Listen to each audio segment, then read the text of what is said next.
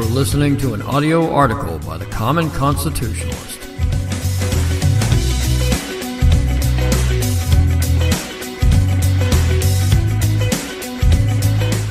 Today's article is entitled, Teacher Gets the Axe Over a Name. A school teacher has recently been fired because he refused to call students by the names they prefer rather than their given names. No, it wasn't a case of Robert wanting to be called Bob or Juliet wanting to be Julie.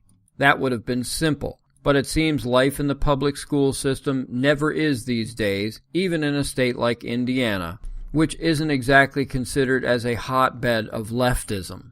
Yet now former Brownsburg High School orchestra teacher John Kluge is without employment because he believes it's wrong to call transgender students by their preferred names rather than just the name which was given them at birth.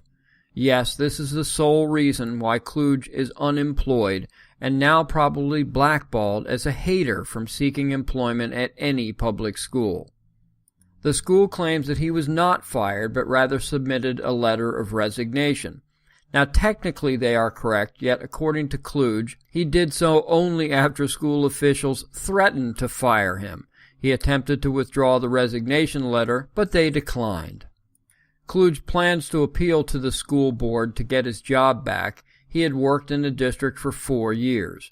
This is yet another case of the leftist politically correct agenda, at least temporarily winning the day, over the natural right of Mr. Kluge to express his religious beliefs freely. And as Christian Masterpiece Cake Shop owner Jack Phillips found out, you're pretty much doomed unless you can somehow advance a case all the way to the U.S. Supreme Court. And even then, it's not as cut and dry as we would think. And just as Jack Phillips was, Kluge said that, quote, I'm being compelled to encourage students in what I believe is something that's a dangerous lifestyle. I'm fine to teach students with other beliefs, but the fact that teachers are being compelled to speak a certain way is the scary thing, unquote. Last year, John attempted to strike a compromise with the school.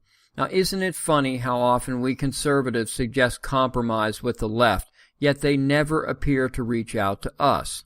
When was the last, or first, time you can recall anyone on the left reaching out to conservatives to find middle ground on any issue? I can't think of a single instance, yet we are the intolerant ones. For a time, the school administrators allowed Mr. Kluge to refer to all his students by their last name, not just the gender confused.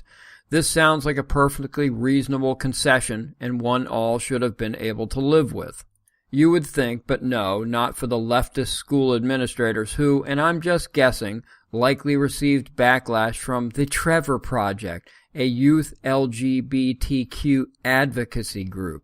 He was told a few months ago that the practice of referring to students by their last names would no longer be acceptable.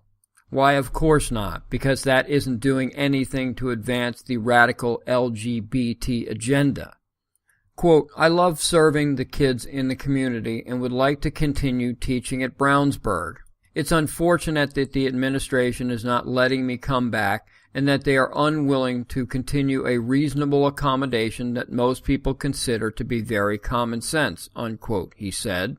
But Mr. Kluge has been made an example of to all those who don't buy into the latest civil right of the left.